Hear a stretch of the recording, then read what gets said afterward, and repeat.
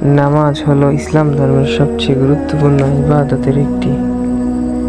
যেমন এটি এমন ফরজ কাজ যা আমাদের আল্লাহ তাআলা বলেছেন দিনে 5 সময় আদায় করতে।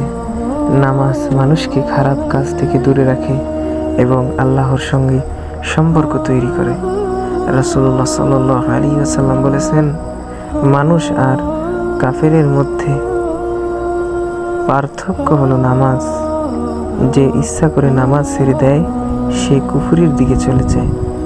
এখানে আমাদের প্রিয় নবী সাল্লাল্লাহু আলাইহি ওয়াসাল্লাম বলেন, নামাজ একজন মুসলমানকে কাফের বা অবিশ্বাসী থেকে আলাদা করে রাখে।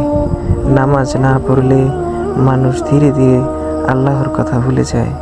যিনি একেবারেই নামাজ পড়ে না সে বিশ্বাস হারিয়ে ফেলে। তাই নামাজ আমাদের ঈমানের চিত্র।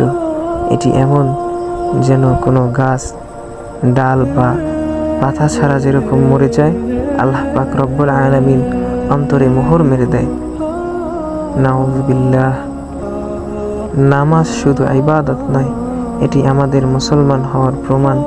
কেউ যদি আলসেমি করে বা ব্যস্ততার অজুহাত দেখিয়ে নামাজ ছেড়ে দেয় তাইলে সে অনেক বড় ভুল করলো।